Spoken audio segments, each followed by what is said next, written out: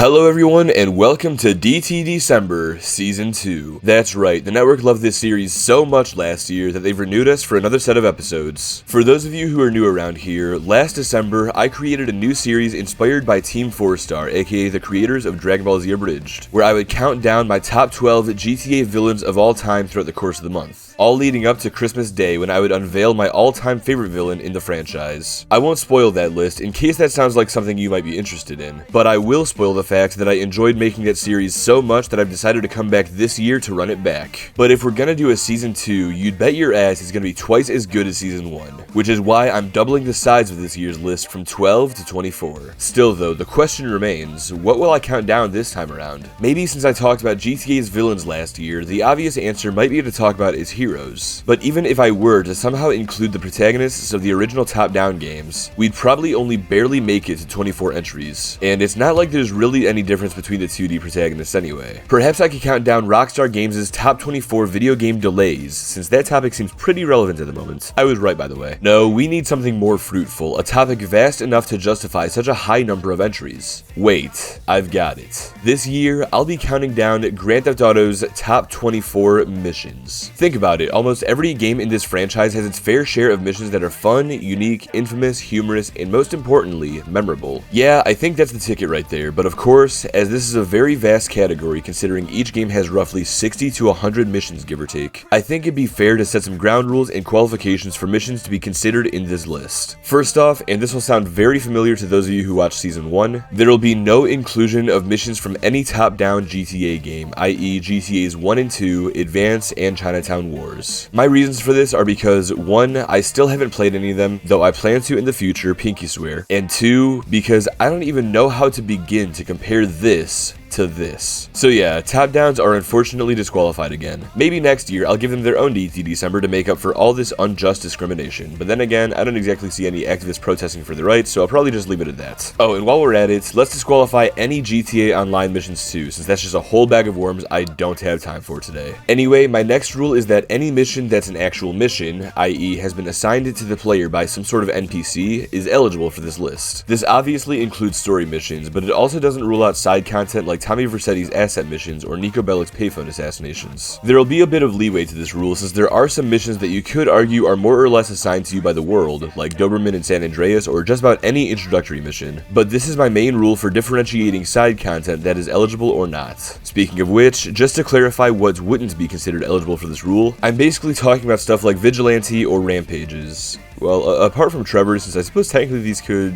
You see what I mean here? Alright, it might get a little gray in some areas, but bear with me. Or if it really pisses you off, go make your own list with blackjack and hookers. Alright, lastly, let's go over my criteria for ranking. Now, while making this list, I skimmed through every mission in every eligible game while keeping a few factors in mind. And if a mission had a substantial level of one or more of these factors, I put it in my notes. I then looked at each mission I had taken note of from a specific game and ranked it based on its representation of those factors. Then, I took the highest ranked mission from each game and compared them against each other using these same factors to determine their rank overall. I already mentioned these a couple of minutes ago, but I'll say them again for the boys in the back. These missions are ranked based on their level of fun, their uniqueness, their infamy, their comedy, and most importantly, their memorability. And of course, they're specifically ranked based on my perception, so there's bound to be some bias on my part, and there will probably be some disagreements on your part. So if you don't agree with any of my placements, please let me know in the comments of these videos as they release. That brings me to my final bullet point. Since I'm only talking about missions this year as opposed to entire characters, I'm estimating my entries will be a lot shorter this time around, so even though there will be more entries, I don't want to burden either of us with more videos than necessary. That's why this season will be broken up into 4 episodes, apart from this prologuing one. The first 3 episodes will each feature 7 entries, and they'll be released every Saturday leading up to Christmas. Meanwhile, the season finale will showcase the top 3 missions in greater detail, and it'll premiere on Christmas Eve. Oh, actually, one last thing. Do any of you remember that $100 giveaway I did last DT December? Well, that was won by one of my viewers, Crime Wave. And if you pay attention throughout these upcoming episodes, you could walk away with your own $100, because I'm doing another giveaway as a thank you to all of you for supporting me this year. Okay, that's enough rules, regulations, and rewards. Thank you guys for watching, and I will see you all this Saturday for the first episode of DT December Season 2.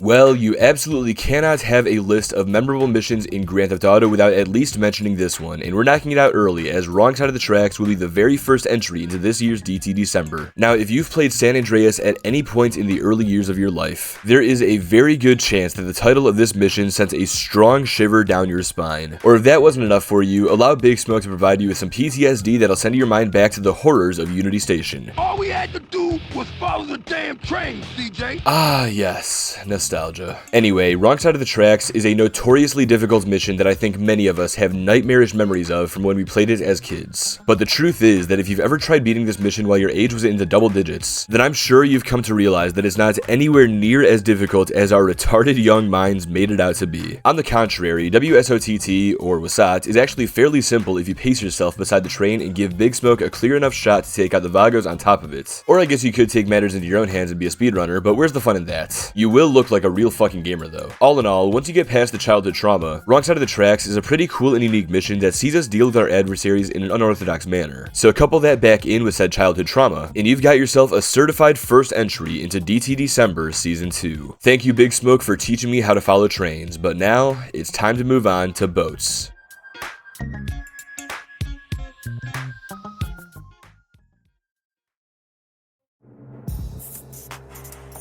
One common criticism GTA 4 has gotten over the years is its lack of mission diversity. In other words, this game's missions consistently revolve around shootouts, with the main difference between them being their various locations. For that reason, GTA 4 won't see many entries on this list, but one that I feel I must include is A Dish Served Cold, and that's because of its multi-level component and its plot significance. What I mean by being multi-level is that this mission is unique in the sense where we not only have to move through multiple floors to clear out all of our enemies, but we also have an additional objective we must complete before we're given our main one. In this mission, we have the opportunity to kill our longtime enemy, Dmitry Raskolov. But before we can get to him, we have to clear the ship's main deck of enemies and work our way up to the upper deck in order to gain access to the cargo bay. We then must eliminate more goons until we reach Dmitry, before we have one last face-off with him and ultimately put him down. While there are other missions that have a multi-level element to them, like Hostile Negotiation, where we have to fight through multiple floors of enemies, or Snowstorm, where we have to shoot our way into the building and then we're given the new objective of fighting our way back out, A Dish Served Cold puts these elements together in a fun and climactic way that fits the eventual death of our main antagonist. This brings me to the other reason this mission made this list, and that's its importance to the plot. Throughout GTA 4, Dmitry puts Nico, Roman, and many of our friends through so much hardship, and along the way, he proves time and time again to be a slimy and despicable human being who deserves to die. So when we finally have the opportunity to eliminate him once and for all, and when we actually take that opportunity over the likely chance of being screwed by him again, it feels nothing short of cathartic to watch Nico coldly shoot out his kneecaps and put a bullet through his brain. Oh, and to supposedly end Nico's story within the same setting that it began, it's truly poetic. So for all of these reasons, A Dish Served Cold earns a spot on my list. Now, let's go deal with another antagonist, shall we?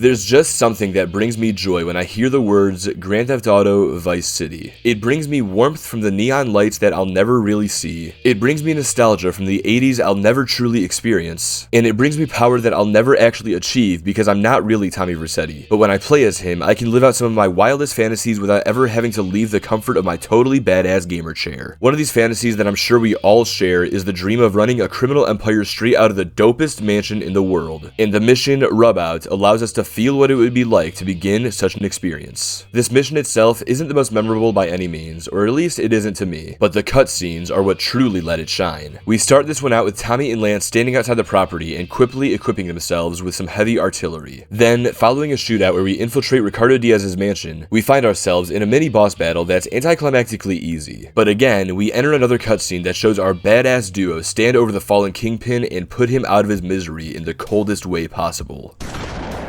After the screen flashes white, the game fades back in to reveal that we now own the mansion, and we even spawn into Diaz's old office to confirm that fact. Vice City has plenty of fun and action-packed missions throughout its story, but I think this is one of its most memorable just for the reward of the Vercetti estates. From here on, Tommy begins building his empire throughout the town, and in doing so, he truly becomes an icon within the vast worlds of Grand Theft Auto. But none of this happens without toppling the former king of cocaine right here. And as fun of a new beginning as this is for this awesome protagonist, let's move on to one of the endings for a certain trio of protagonists.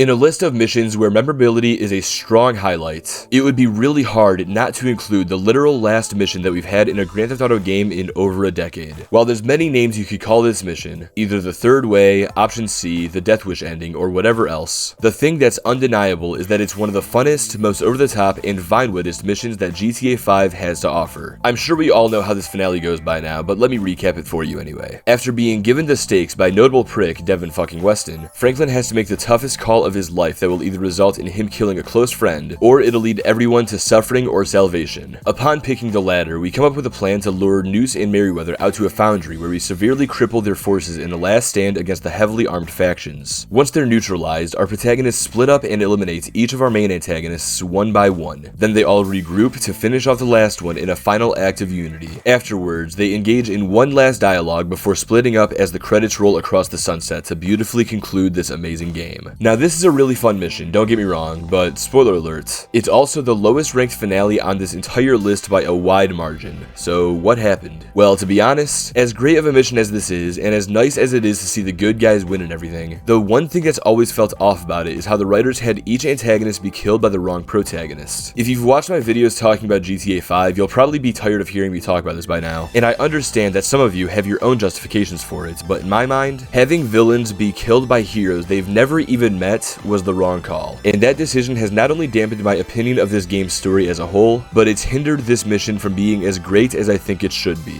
That's why this finale will be placed so low on my list, but hey, at least it still made the cut. Now then, let's get on with my next entry.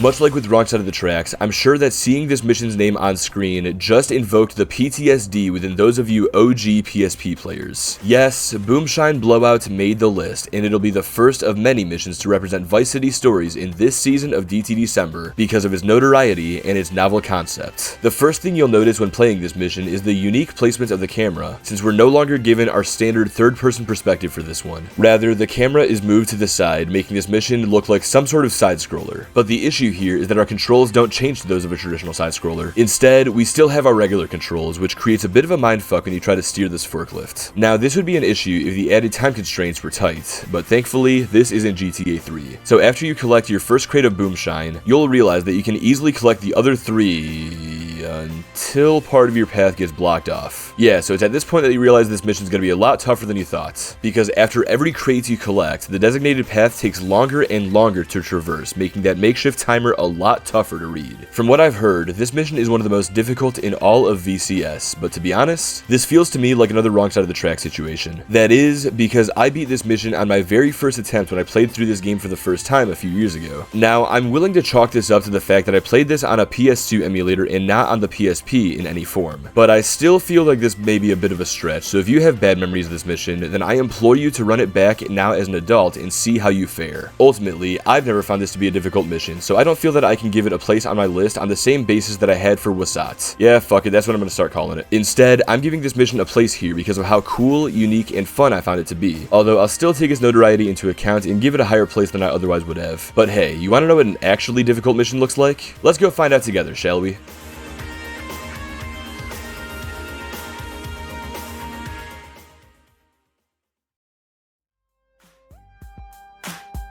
I fucking hate Zero. I fucking hate Zero. I fucking hate Zero. I fucking hate Zero. I fucking hate Zero so much. You wanna know why? This is why! Supply Lines. Welcome to Supply Lines, otherwise known as the brutalest mission in San Andreas if you dare to play it the way God intended. Let me break it down. This fucking nerd, whose mother didn't even love him enough to give him a name, so he called himself a fucking number. He built some shitty RC plane in that mother's basement, attached a fucking minigun to it, I'm not even gonna question how you acquired that, and then he asked you to go kill a bunch of FedEx drivers as revenge for being late delivering his new fursuit. Yeah, that sounds cool, right? But it doesn't stop there, because I've neglected to mention so far that he programmed that shitty RC plane with controls so bad that Satan himself had to ban them from the 7th circle of hell for being too sadistic. Am I exaggerating here? Absolutely, but that's only because this mission is straight up impossible to beat if you play it the intended way of diving down at your targets and shooting them to death, since you have to do so while battling with the worst controls on God's virtual earth. death. Of course, this wouldn't be so bad if that's where the bullshit ended, but this mission also features an artificial timer in the form of this gas bar. And if you run out of gas in your plane, you run out of gas in real life, meaning that you fail the mission, even if you've already destroyed all those targets and are on your way back home. Because of all of this, the easiest way to beat this mission is to simply taxi the plane through the street when you approach your target, as this pretty much guarantees your kill while also conserving your gas. But doing this unfortunately makes you gay, or if you're already gay, it makes you straight, so nobody even wins. Ultimately, this leaves you with no other choice but to just completely ignore this mission, since it's completely optional anyway, since you can't be changing sexual orientations so close to Christmas. That's just bad karma. Anyway, yes, Supply Lines is a brutally difficult mission if you play it the way it was meant to be played, and otherwise, it's boring and cheap if you play it the easy way. So why am I including it in my list of greatest Grand Theft Auto missions? Because when I think of missions in GTA, this one always comes to mind, and at the end of the day, those kinds of memories are what it's all about. Ain't that right, Boomshine Blowers?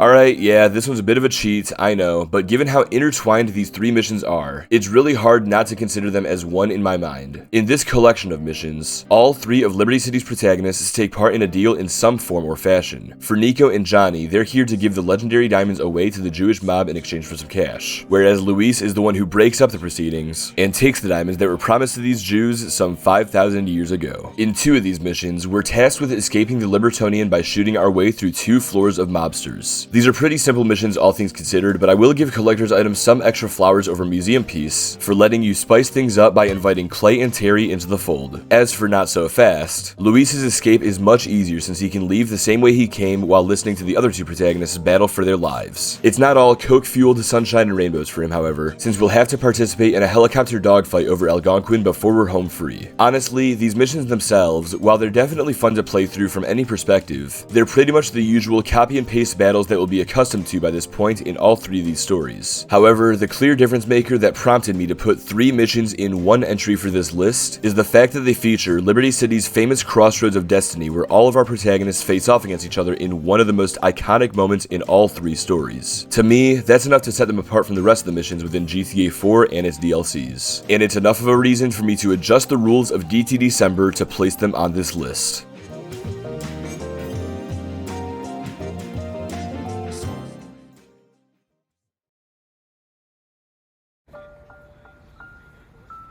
I'm gonna be straight up with you guys, this is gonna be the only Liberty City Stories mission on my list, since, truth be told, most of this game's missions aren't all that memorable. But with that being said, the Portland Chainsaw Masquerade is undoubtedly a mission that stands out within the GTA franchise as a whole. In an otherwise particularly serious entry into the Grand Theft Auto series, you know, at least compared to some others. This is a mission that gives you a fun break from all the Mafia family turmoil within Liberty City by giving you an enjoyable arcadey survival fight, complete with chainsaws, if you couldn't guess based on its title. In this one, we're lured into an ambush by Vincenzo, who sicks his chainsaw-wielding goons upon us, forcing us to run away from them in this 2D side-scroller-like battle. And once you've created enough space, you must use your guns to exterminate your foes before they can close the distance and cut you up. Then after they finish spawning and you wipe them all out, Vincenzo will come out to play, and it's up to you to deal with him appropriately to tie up this loose end of the story. In my opinion, this is probably the funnest and most memorable mission within Liberty City Stories, and that's mainly because this is just about the only mission I could think of from this game before I began my research for this series. Ultimately, this game in general just isn't all too memorable for me, and that could just be because I never really played it while growing up, so don't hate me for its lack of representation going forward. That's not to say it's a bad game or anything. After all, I'm sure some of you already know my opinion of it. Just maybe I need to play this game again soon so I can create some more memories of it. Nonetheless, while the game itself isn't memorable to me, the Portland Chainsaw Masquerade stands out for its uniqueness and its level of fun, so it's gonna take this place on my list.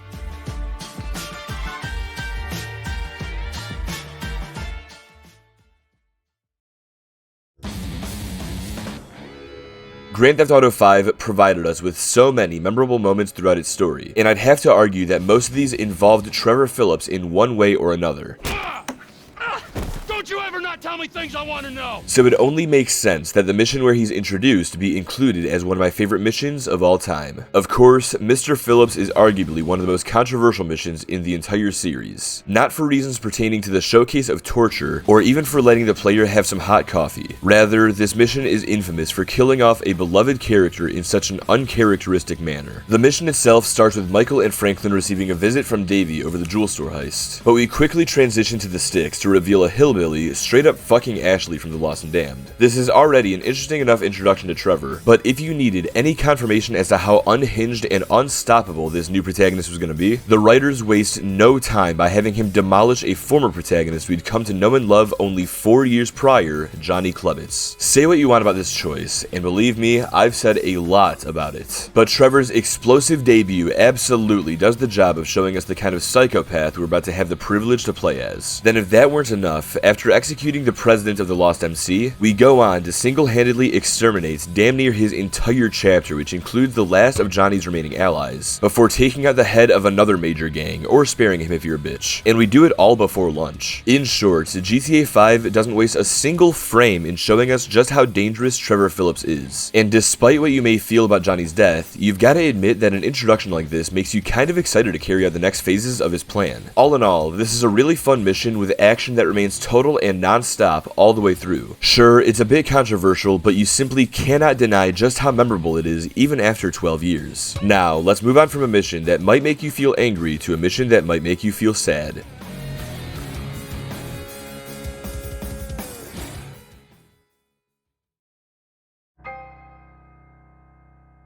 Ah yes, we're back with another entry from perhaps the most underrated GTA of all time. Light My Pyre is one of my favorite missions in Vice City Stories for a multitude of reasons, mostly being its fun battles, its ridiculous comedy, and its counteractively tragic feelings. Oh, plus it includes prime-time Lance Vance, so there's really no going wrong with this one. In the opening cutscene, the Vance brothers are informed that our love interest, Louise, has been kidnapped by the most dangerous gang in the city, the Mendez Cartel, and they're leveraging her life to get us to skip town. While Vic is eager to go save her, Lance is more or less content with letting her be killed and tries to urge us to let her go. This is a moment that's supposed to show the player Lance's true colors, but I just can't help but find it hilarious how nonchalant he is about everything, as well as how quickly Vic threatens him to get off his ass. Then if that weren't enough, the Mendez's goons just abruptly blow up Lance's car, which sends him on a rampage so powerful that he straight up absorbs shots from like 15 of these motherfuckers as he chases Armando Mendez into the mansion. Next, following a challenging shootout that I just barely survived during my playthrough, we take on Armando and his flamethrower in a really unique and arcadey boss battle where the camera is locked against the ceiling, but not before the villain tells us that he's already killed Lance and Louise and threatens that we'll join them in the afterlife. But once he's vanquished, we finally reach our allies, only to find the blood-soaked Louise on death's door. After they share one last heartbreaking dialogue, Vic's demeanor shifts from that of a good man trying to make it in a bad world into one of a cold-blooded menace with his sights set on revenge. And of course, as he walks away from the corpse of his love, Lance breaks the tension with some comedic relief as he struggles to walk off whatever minor injury he has while there's literally a dead woman behind him. Ever since I played through Vice City Stories, Light My Pyre has been a mission that stuck with me, partially because of Lance's involvement in it, but primarily for the heavy emotional toll it forces you to bear. If you've been able to identify with the character of Victor Vance the same way that the other Grand Theft Autos have tried to attach you to their protagonists, just if you've been able to connect with him at all, you'll feel nothing but sympathy for him here as he watches the life drain from the eyes of the woman he loves. Yes, they're fictional characters, and yes, this whole thing is playing out within the confines of the PSP's aged graphics. But in spite of those detachments from realism, it's almost impossible not to feel real emotions for Victor Vance in this moment. One might say is enough to make a grown man cry. So before I do, let's move on to something much more lighthearted.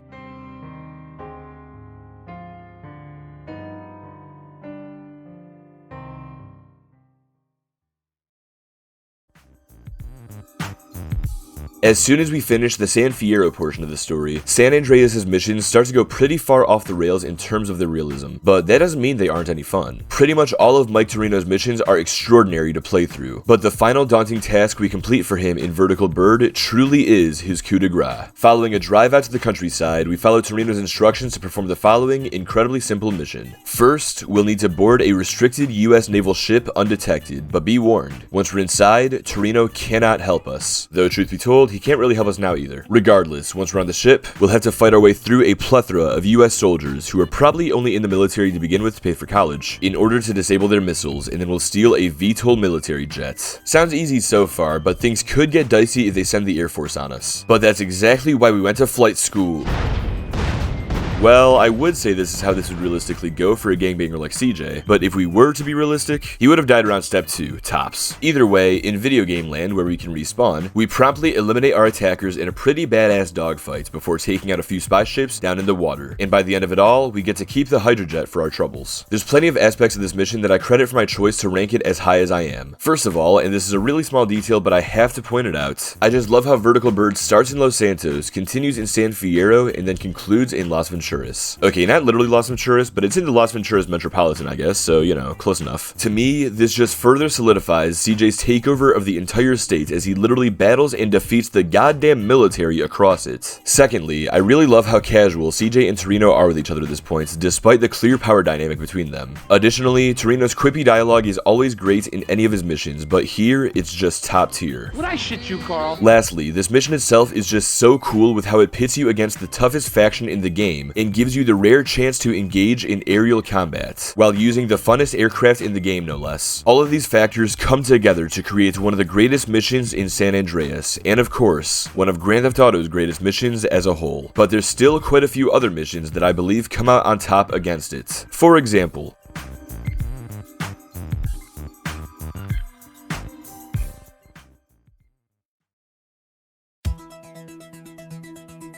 just about every Grand Theft Auto game has that one big heist in its story, and as you're going to realize soon, that heist almost always ends up being one of that game's greatest missions for one reason or another. The job in Vice City is no outlier in that regard, and it can't be denied that it's one of the most nostalgic heists in the history of GTA thanks to its fun, comedic, and chaotic nature. After purchasing the iconic Malibu Club, we gain access to various heist setups in which we assemble our ragtag crew, consisting of a violent and hardened criminal, a drunken deadeye, and a nerdy driver with mommy issues. Once we've got our team, we give them a classic Tommy Vercetti pep talk and drive out to the bank while they bicker like children. Then after we arrive, we don those famous hockey masks and begin the raid. Following a few hiccups, we take out some infiltrating SWAT officers and meet Hillary outside, only to watch his tragic demise as he fails to do anything meaningful. Remind me again why we had to beat him in that bullshit race? Anyway, we then have to escape a 4-star wanted level, which is pretty easy all things considered since the pay and spray is right there. And once we're home, we'll walk away with a cushy 50 grand and a completed assets. What I particularly like about this heist over the ones of the HD era is how casual yet chaotic it is. While GTA 4's 3-leaf clover actually feels tragic when Michael gets killed, and while GTA 5's heists usually let our protagonists express remorse when something goes wrong, nobody in Vice City's heist bats an eye when a crewmate goes down. When Hillary dies, the gang doesn't even waste time in saying, oh no, they skip right to the anyway. And hell, Cam doesn't even get a mention if he gets killed. This should be one of the most carefully planned and executed missions in the entire game, but instead, it continuously goes to shit in the best possible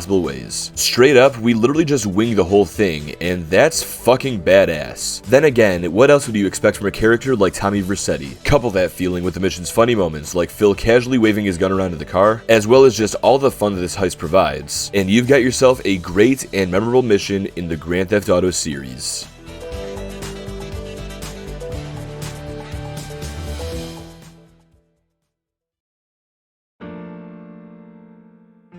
Well, we made it through a solid half of my list before I mentioned GTA 3, but I guess it was inevitable that one of its missions would make its way on here. After all, for as much as I dislike this game, and for as petty as I know I am, I do have to recognize that Grand Theft Auto 3 has its fair share of unique missions and concepts that are absent from the series' modern titles, and Kingdom Come is the perfect example of this. After doing a few missions for King Courtney, which is a fucking baller name by the way, he gives us one last job to pick up some product out of a suspicious parking lot. When we get there, we find a message from Catalina that indicates his betrayal before we revealed the true power of Spank, which apparently turns its users into terrorists in 2001's New York. Yeah, Rockstar didn't really think about that one, did they? Also, goddamn, a drug that turns you into a suicide bomber. Fentanyl, step aside. There's a bigger player on the block and he needs some fucking milk. Anyway, that brings us to the main gimmick of this mission, which is that these enemies will continue to spawn from these vans until they're all destroyed. And what makes this mission tricky is that when these enemies touch you, or if you shoot them, they immediately immediately blow up. This was something I sure as hell wasn't prepared for when I played this mission for the first time, but after figuring out a strategy of keeping my distance from my attackers while I tried to destroy their vans, it ended up becoming a pretty fun challenge that felt rewarding after I finished it. I just wish it still felt rewarding while these bitch-ass yardies attack me for daring to complete side content, but I've bitched about GTA 3 enough in the past. And honestly, for as much shit as I've talked about this game, I've come to somewhat appreciate how loosely its missions are typically structured, since that allows you to come up with your own strategies for completing them, which, as I just mentioned, can feel rewarding once you do. Case in point, while I researched this mission, I watched GTA series videos complete it in an entirely different way, which is pretty damn cool. Alright, before I accidentally start liking GTA 3, let me finish with this. Kingdom Come. It may be a side mission that you could forget to complete while you play the main story, but it's also one that's hard to forget about completely due to its pretty fun gameplay and its very unique concept that hasn't been revisited in the 24 years since its conception. But for as much of a crime as I find that to be, it ultimately makes this mission strong enough to be showcased in my list this year.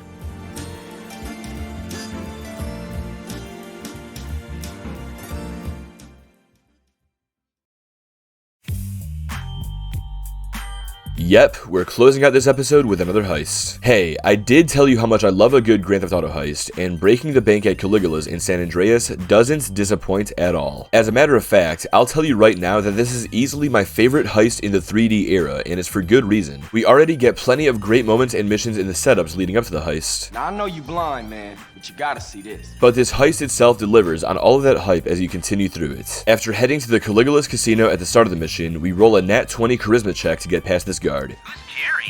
Shut up. What? We then plan ahead by gassing out the security guarding the safe before heading downstairs to get the crew into the building. And on the way, bitch-ass Zero disables the power, prompting us to use our night vision goggles, which provides for a pretty cool aesthetic. Then once we've got our team, we get a funny haha Woozy is blind cutscene before we're forced to shoot our way through more security to get to the safe. We'll then get word that security is trying to restore the power, which forces us to adapt and take out their generators once and for all. With all of our opposition dealt with for now, our team blows open the safe and begins taking the cash, just in time for the casino's mafia to make its presence known. This leads us into another shootout against them as we guide our crew out the way they came, leaving us to find our own way out and just in time for the power to turn back on. Nevertheless, as we continue shooting our way through the mafia, we'll eventually make it to the roof, from where we'll perform a badass jump to intercept a helicopter and make our escape to our airfield, where we promptly knock Zero's bitch ass out for making me fly that fucking RC plane. Oh, and then the icing on the cake of this whole heist is the post-mission phone call where CJ brags to Salvatore Leone about how we robbed him. One thing I love about this heist over its Vice City counterparts is how much more coordinated this whole thing feels while remaining pretty unserious. Don't get me wrong, the job is great in its own right for showing us how little planning Tommy Vercetti needs to get things done. But breaking the bank at Caligula's shows off CJ's professionalism and intellect with how smoothly he executes the job, and how easily he adapts when something goes slightly awry. And in spite of how much planning this job takes, I love how easy it feels to lead a crew consisting of a blind guy and a damn janitor in such a heavily guarded mafia asset and walk away with a fortune, all while being bombarded by funny moments along the whole way. Okay, team, just how we practice. 2 by 2. Ow!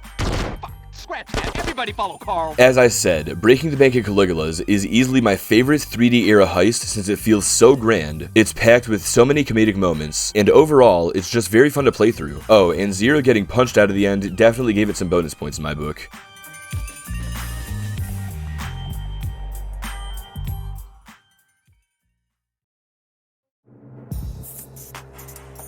Much like how we closed out last week with my favorite heist of the 3D era, we're starting out this week with one of my favorite HD era heists, 3-Leaf Clover from GTA 4. In a game that I've already somewhat criticized for its rather formulaic mission structure of go here, kill these people, get paid, profit, this is a mission that stands out in GTA 4's story for how chaotic, emotional, fun, and memorable it genuinely is. When we enter this mission's opening cutscene, we meet the remaining McCreary brothers we've yet to be introduced to, Derek and Gerald, and get a pretty good taste of the latter brother's personality with how he criticizes his family, as well as his values with how he threatens us if we hurt that family. If you've watched my past videos talking about GTA 4, you'll know just how much I love the McCrearys, Gerald and Packy specifically, so watching the brothers interact here always brings me joy. However, this joy is counteracted pretty fast when we hear the pain in Packy's voice in the wake of Michael's death. Shit! Michael!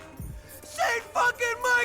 Remember, this is Liberty City. You're not allowed to remain happy. Anyway, after this shit hits the fan and we put a swift end to Gay Tony's ballad before it can begin, we take the bank's cash and brute force our way through the streets of Liberty City against its finest until a helicopter forces us into the subway. From here, we advance through our firefight against Noose until we make our way onto the tracks and do a little subway surfing. Then once we're in the clear, we make our way back up to the surface and head back home to enjoy our quarter meal. 3-Leaf Clover has always been one of my favorite missions in any Grand Theft Auto game, and it's one of the only missions that made me wish that the base game of GTA 4 had the same replay system that the Ballad of Gay Tony went on to implement, since I thought this heist was just so goddamn fun, mostly due to his lengthy shootout and overall chaotic feeling. But in the years since I first played it, it's also become one of the first missions that I'll think of when I look back at this great story, not just because of his level of fun, but also because of the emotions that I vicariously feel through Packy when he's hanging out with his brother, or when he's mourning the death of his friend. Plus, the fact that this mission overlaps with the beginning of Gay Tony makes it all the more iconic, so for all these reasons, 3-Leaf Clover is going to kick off the top 10 of my favorite GTA missions of all time. Now let's go find out which mission is number 9.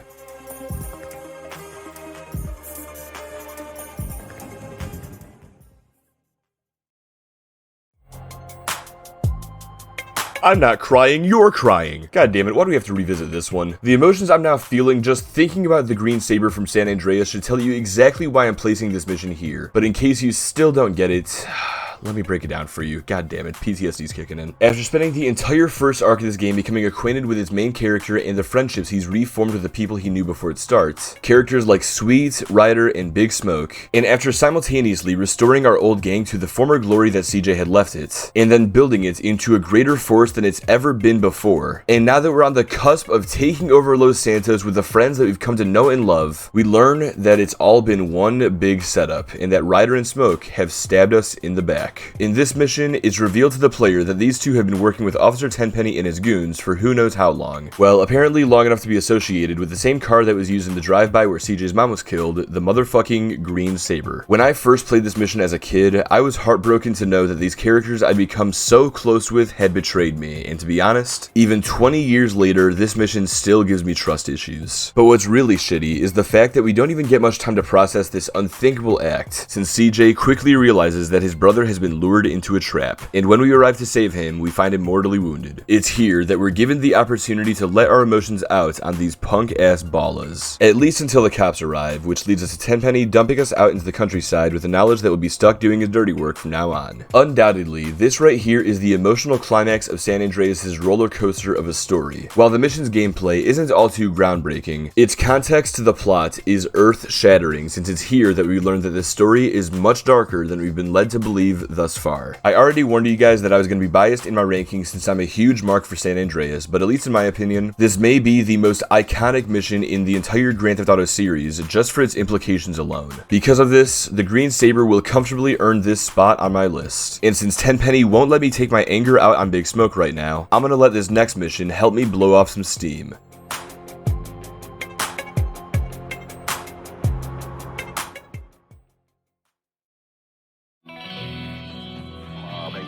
Alright, this is my last heist for a while, I promise, but can you blame me for wanting to talk about this one? GTA 5's The Polito Score is the 4th heist in the game, but it's the first mission that lets you feel like the absolute tank every protagonist in this series was always meant to be. Don't believe me? Then take on one of these actual tanks in this mission and see for yourself. This one starts off with a typical argument between Trevor and Michael until Franklin steps in to ask his mommy and daddy to please stop fighting, which leads to Lester chiming in a way that I've always thought was hilarious. Hello, Franklin. What's up? But once we're out of the cutscene and on our way to the bank, we get a bit of backstory from our whole crew, in which Michael mentions a job that he pulled outside of Manhunt's Carcer City, and if we have Packy McCreary along for this ride, he'll retell GTA 4's 3-Leaf Clover from his perspective, which I've always thought was an awesome detail. Anyway, when we get to the actual heist itself, it starts off pretty typical with our crew taking hostages and taking the cash, but it's after the cops arrive that the magic truly begins, and this cop's reaction tells the whole story. Sweet mother shit. This of course leads us into a ballistic shootout against the best that Blaine County has to offer, which apparently includes the National fucking Guard. I mean, honestly though, makes sense considering we're basically committing terrorism right now. Oh, and if that weren't enough, we even get to play with a little bulldozer while being targeted by the authorities for being black. Then once we fought our way through Paleto Bay, we end up taking a damn train that all the cops had to do was follow and make our escape. In a game that learned from its predecessor by including various missions that are mostly unique from each other, this one stands out for being a pure and unadulterated power fantasy, which is something that I can always get behind in a video game. In this mission, you truly feel like an unstoppable killing machine, and the fact that you're flanked by 2 other killing machines makes you feel like you could straight up take over the entire damn state if you really wanted to. Then add in those little comical moments sprinkled throughout this mission, as well as the couple of references to Rockstar Games' past titles, and you've got yourself yet another banger of a mission that has earned its placement on my list. Seriously, what could beat this one? Well, let's find out.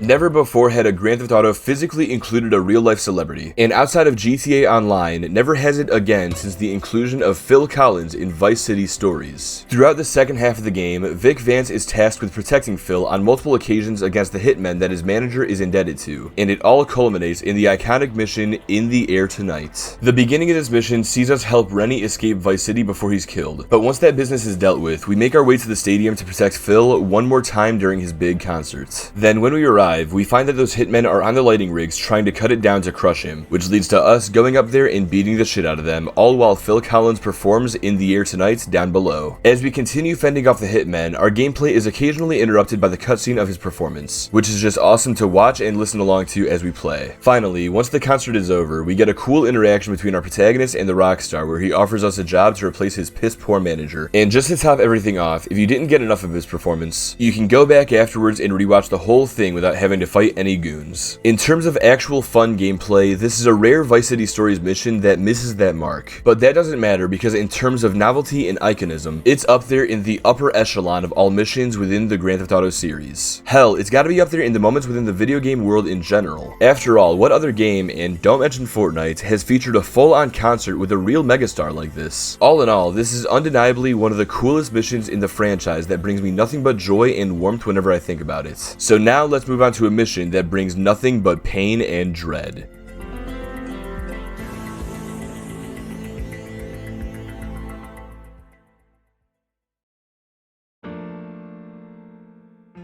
Well, if you watched the last episode, you'll know that I already gave GTA 3 credit for having a mission with a unique concept that was actually pretty fun. So now, let me give it credit for a different unique mission that has brought nothing but horror to its players, the notorious Espresso To Go. Do you hear that? That's the sound of agony screeching out of thousands of players born from the memories of trying to complete this mission in the days before the modern internet. Isn't it just beautiful? Alright, on a serious note, Espresso To Go is a mission that's infamous for its brutal difficulty. Let's break it down. So when you first start this one, you're tasked with driving across town to destroy an unknown number of these drug stands. But the first problem you'll face is that only one is marked on your map. And after you approach it and then destroy it, a timer will begin with less than 8 minutes on it. The next problem arises when you realize that the other drug stands haven't popped up on your map yet. This means you've got just a few minutes to drive around the map and find these stands, since they only appear on your radar once you're near them. Oh, and to make matters worse, there are some on the other islands too, including the one that's almost entirely hostile at this point in the story. But again, you don't know how many are over there or anywhere else, because that would make this mission too easy. Instead, you just gotta drive around blindly, hoping that you can find and destroy all the drug stands before the time runs out. And yeah, that's the whole mission. Nothing but monotony and artificial difficulty for the sake of being arbitrary, because that's fun, I guess. That's how this mission is usually played at first, at least. After you've played through it a few times, or if you look through a few guides online, you'll eventually conclude that the more ideal way of completing this mission is to drive around until you find every drug stand, and then start destroying them, since the timer doesn't begin until you take one out. Additionally, you might use the Bulletproof Patriot you unlocked after an earlier mission to make this one easier too, since it makes traversing Portland a much safer endeavor. If you follow these guides, Espresso To Go winds up being a piece of cake, but honestly, this has always felt like less of a strategy and more of an exploitation of Rockstar's oversights when designing this mission. And if you have to use loopholes like this to avoid doing a mission the proper way, since that way isn't even fun to begin with, well then that's something that I chalk up as bad game design. So why the fuck then am I ranking this mission so highly highly if I think so lowly of it? Well, for the same reason that I gave other missions like Supply Lines, Boomshine Blowout, and Wasat their placements. Because when I think of GTA 3, I think of this dreadful mission and the memories that I and many other players have formed from it. And that right there is something that no amount of bad game design can erase.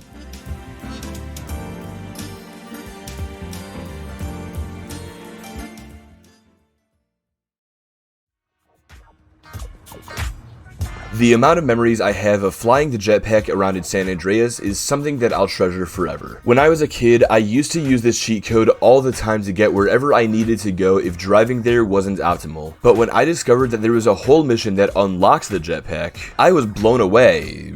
For some reason. No longer would I need to put in cheats to use my favorite toy, because now I'd be able to go all the way out to the secluded desert across the map to pick it up legitimately. Hell fucking yeah. Oh yeah, as for this mission itself, well, you can't go wrong with a good old-fashioned military base raid, and Black Project from San Andreas certainly fails to disappoint in this regard. When we're dropped off just outside of Area 69 by the Truth, fucking hippie asshole by the way, we're given the objective of stealthily infiltrating the base as if it were September 20th. Thankfully, things go a lot smoother for CJ than they did for the Naruto runners, since we managed to break into the facility completely detected. Not undetected, since it's damn near impossible to successfully stealth this mission in my experience, but nevertheless. Once we're inside, we shoot our way through a large number of soldiers while coming across various Easter eggs, until we eventually reach the legendary jetpack and casually fly the thing home. God, the military in GTA really just sucks, don't it? Alright, so this mission itself doesn't unlock the jetpack, rather the one immediately following Black Project does. But regardless of that fact, I have to specifically give props to this mission for its fun and memorable raid on the military base that we shockingly don't get to do as often as you'd think in Grand Theft Auto. No, really, the only other missions that involve this kind of concept are Over the Top in Vice City Stories, and the optional Cargo Bob heist setup in GTA 5. Apart from that, there's no other military base raid in GTA, or at least to my knowledge. So considering San Andreas took that fun idea and created the best version of it in the series, I've gotta give it a high place on my list. Now then, staying on topic of fighting the military, let's go steal a tank.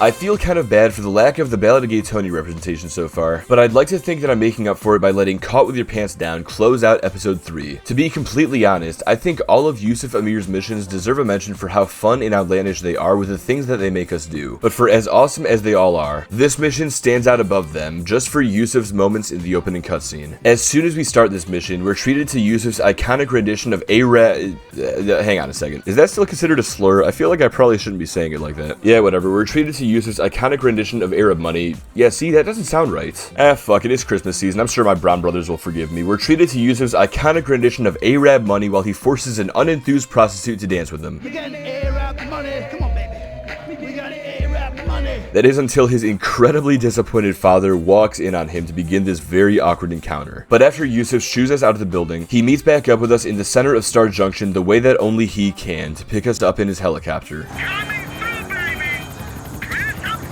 which we use to intercept another chopper carrying a motherfucking noose tank. Once we're in range, we have to shoot down the tank and hijack it, which of course triggers a police response. Thankfully though, we're in a motherfucking noose tank, so we're able to make short work of them until there's basically no cops left in Liberty City to pursue us. At which point, we bring the thing back to Yusuf to add to his collection. If I didn't make it clear enough in the Polito score, I always love a good power fantasy, and this mission definitely provides me with one since the APC is, for all intents and purposes, unstoppable. Of course, tanks in GTA have always been one of the funnest vehicles to use because of how powerful they've always been. But what sets GTA 4's APC apart from the others is that automatic explosive cannon perched on its roof. Seriously, nothing else in this game can come close to matching the brute force this thing can administer, save for the buzzard. So to get free reign to use this big bastard in a mission, it's gonna make that mission an all-timer. Then when you factor in the opening cutscene with all of Yusuf's degeneracy, well, I guess the placement of 4th greatest mission of all time speaks for itself, don't it?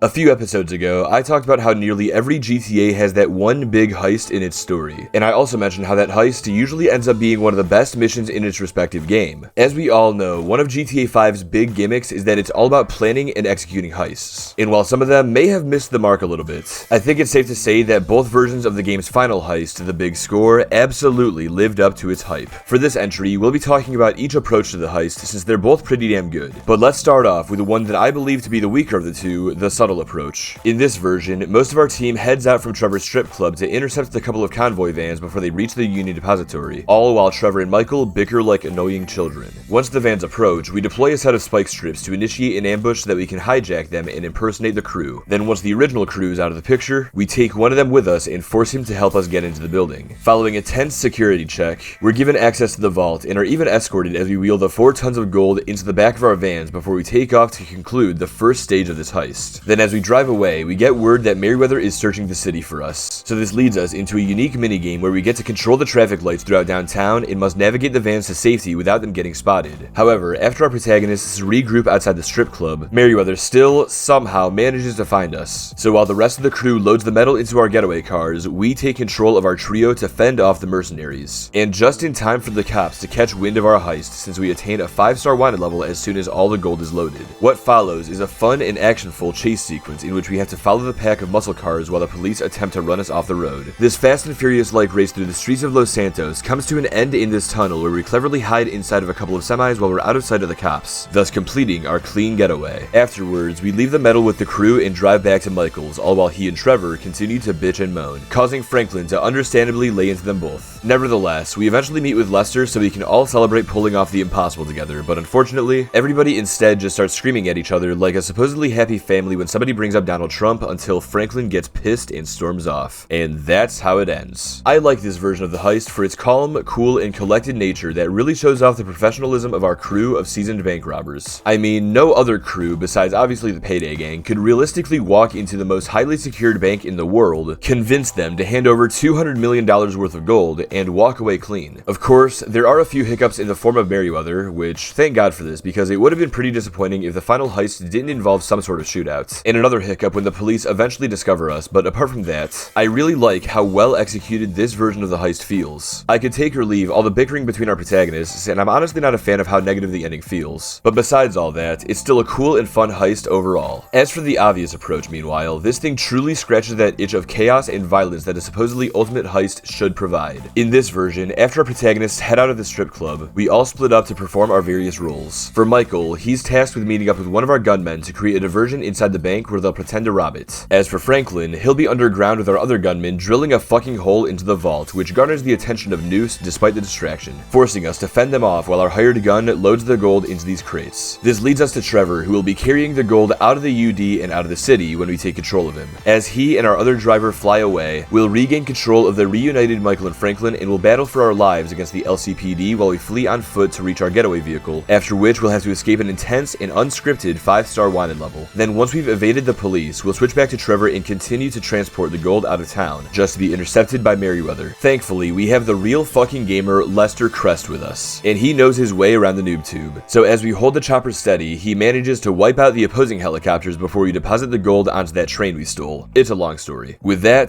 the majority of our crew regroups at Mackenzie Field to rejoice in pulling off the greatest heist in history, just for Trevor to buzzkill the whole mood because he's still on his period about Brad or something. Regardless, following a short debrief, we all split up and conclude the job. Personally, this is my favorite of the two versions of this heist due to all the action and chaos that unfolds throughout it. As cool as it is to see our boys stealthily rob the Union Depository and make it look easy, the fact is, it's much more fun to just brute force our way into the bank and take their gold without asking nicely. Plus, the fact that the obvious approach ends on a much higher note than its subtle counterparts is also a huge bonus. Overall, both of these heists are fun in their own ways, and they offer plenty of unique elements that are either pretty uncommon or don't really exist in the rest of the series. Like the rare, unscripted, and high-star police chase where you have to actually lose the cops on your own to progress, rather than lose them automatically when you get to a certain checkpoint. As well as the puzzle-like hacking minigame where you get to control the city's traffic lights and can fuck with them however you please. Or the aerial dogfight through the windmill farm where you need to help Lester aim at your enemies. And on top of it all, this job really feels like the climactic, great big heist that the whole game has been building towards. And when you manage to pull it off, you truly feel unstoppable. So for all of these reasons, both versions of Grand Theft Auto V's The the big score will take the bronze medal in this year's DT December. Now, let's get away from this hairy chest and move forward to second place to see who really is the best.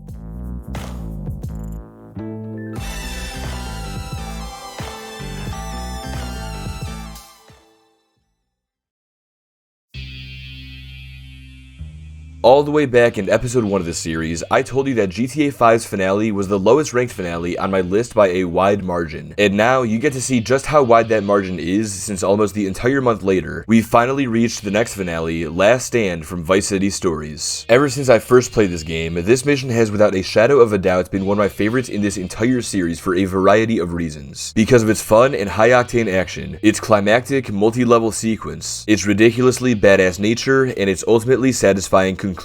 But as much as I'd love to leave it there, let's take a more in-depth look into why this mission is as awesome as it is. Unlike some of the other games in the series, Vice City Stories' campaign continuously builds towards its finale from the very beginning, when we're introduced to our degenerate main antagonist, Jerry Martinez, who wastes little time in derailing our protagonist's life by getting him kicked out of the military. As we try to bounce back, we end up meeting a nice woman, Louise, and proceed to fall in love with her as we help her escape her abusive marriage. And along the way, our brother Lance comes to town to help us establish our up-and-coming criminal empire. In the process, we take some revenge upon Martinez by stealing his shipment of coke, but in doing so, we inadvertently draw the ire of Vice City's top drug lords, Diego and Armando Mendez, which leads to us serving them in an indentured manner, since it'd be too racist to call our partnership one of slavery. But regardless of such implications, by getting between Martinez and the Mendezes, the Vances ultimately find themselves in everyone's crosshairs as both villainous parties target our businesses as well as our loved ones. And as I established a few episodes ago, the Mendezes eventually managed to eliminate Louise.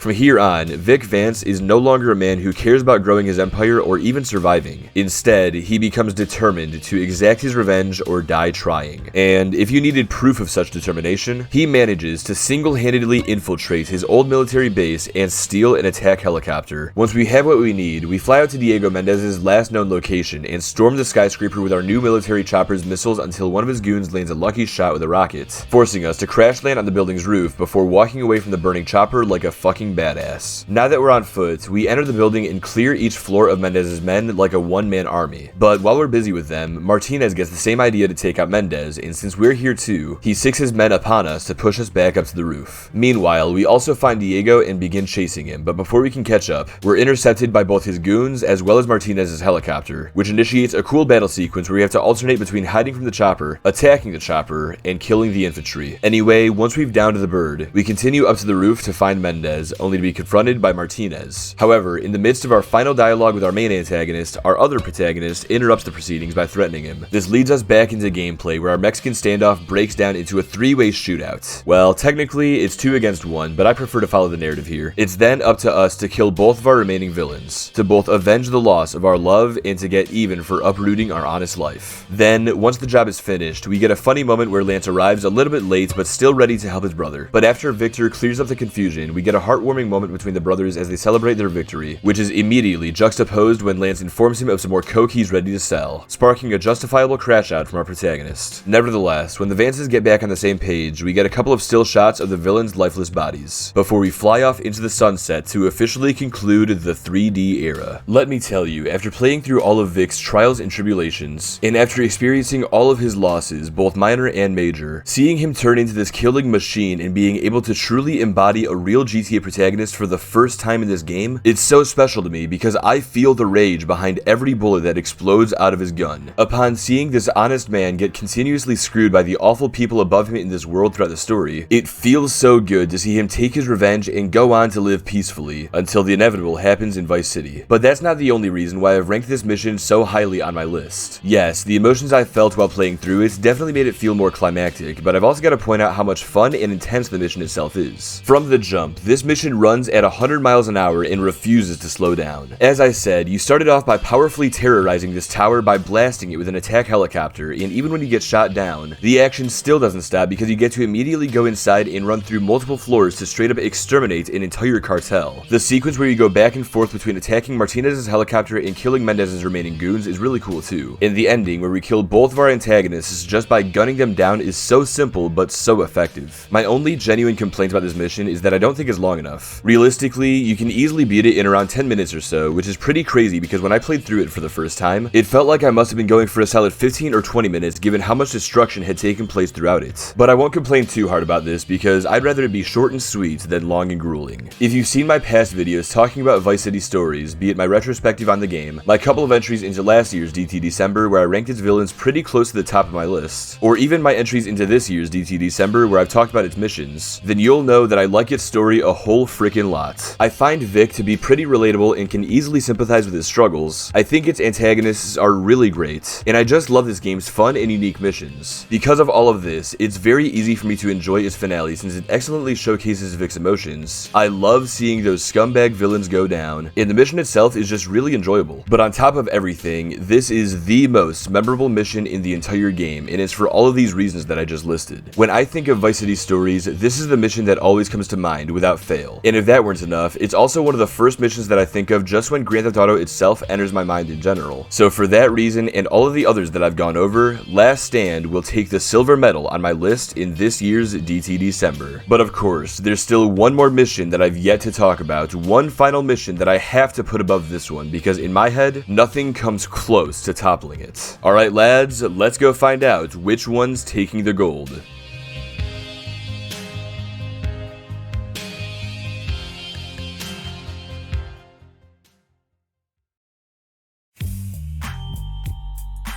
Are you really shocked that San Andreas would provide the mission that tops my list? Not only that, but does it even surprise you at all that its finale would be the one that I consider to be the greatest mission of all time? Since the first time that my brother showed me footage of this mission on YouTube, since neither of us were skilled enough to get there on our own, to the first time that I actually got to play it myself, to the first time that I managed to play it without using cheat codes, and all the way to now, End of the Line has always been a mission that's captivated me for its insane and over-the-top chaos, its climactic action, its emotional moments, its array of fun gameplay elements, and just the way it dramatically concludes my favorite video game of all time. I could probably spend hours telling you why I think this mission is so good, but I'll do my best to condense it down into a couple of short minutes for your viewing pleasure. After warding our way through the streets of Los Santos to reconquer them and rebuild Grove Street, we eventually intimidate our rivals into giving up Big Smoke's location, and as soon as we have it, we meet up with Sweet in a cutscene that's short, sweet, and straight to the point. It's time for smoke.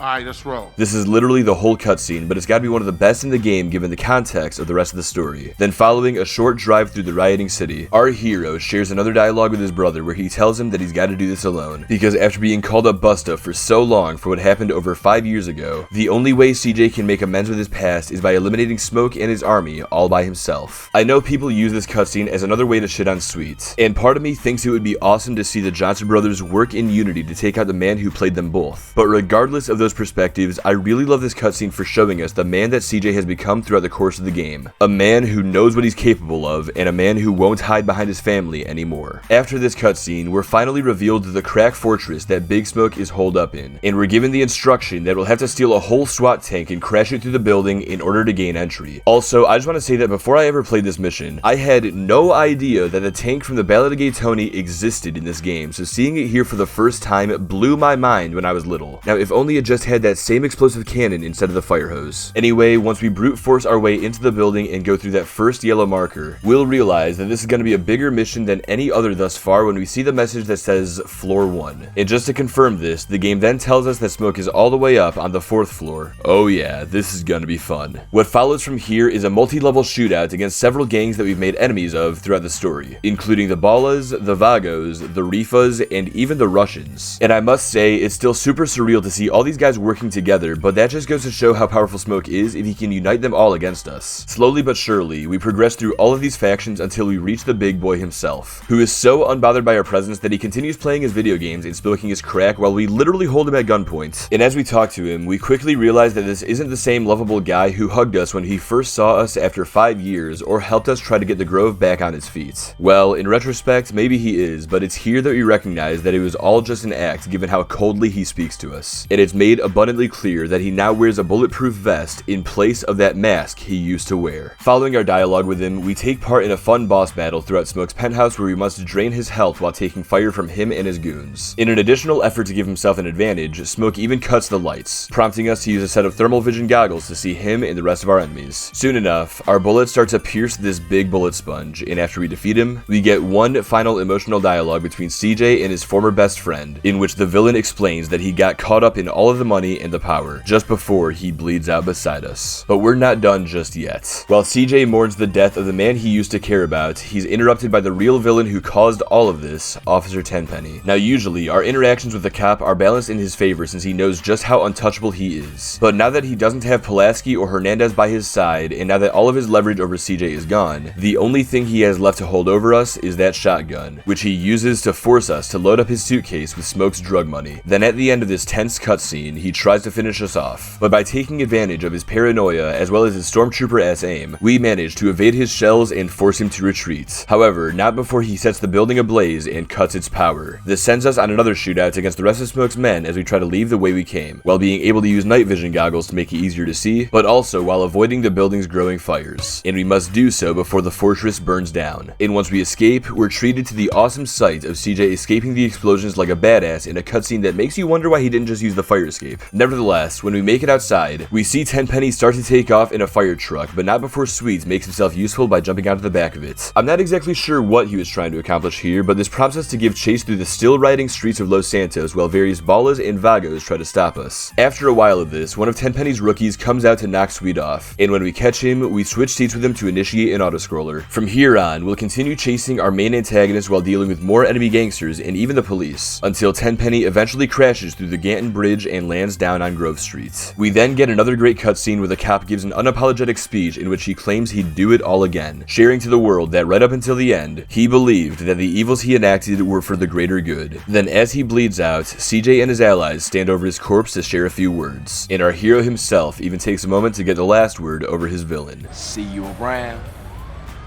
officer. Finally, we get one last cutscene where we and our friends discuss their future matters, including the management of their businesses across the state, the maintenance of our gang at home, and our ventures into Mad Dog's music career. What I particularly like about this cutscene is how it shows that even though our story is done, the lives of the characters we've come to know and love throughout the course of this game will continue on without us, seemingly for the better, thanks to the actions we took as the player. And after CJ heads out of the house, the credits roll to definitively end the greatest video game of all time. This mission right here truly checks all the boxes. It hits multiple emotions in memorable ways, be it by making you feel sad and hollow upon taking Big Smoke's life, or by making you feel relieved, happy, and fulfilled after watching Tenpenny meet his end. It features fun and unique mission design, especially for its time, by including a grand multi-level shootout against an army of enemies you've made throughout the story, as well as by giving you an extended chase sequence and an autoscroller that doesn't overstay its welcome. It's challenging, but it's not overly difficult like most missions in GTA 3. It's sad, but it doesn't leave you feeling empty like GTA 4. It's chaotic and climactic, but it's lengthy enough to let you enjoy the ride, unlike Vice City or Vice City Stories. It's satisfying to complete and doesn't feel rushed like GTA 5. And overall, for a lack of any other way to appropriately describe this mission, it's damn near perfect. Is nostalgia clouding my judgment at all when I say this? Probably, but I told you at the beginning that this is my list, and in my opinion, San Andreas' End of the Line is without a doubt the greatest mission in the history of Grand Theft Auto.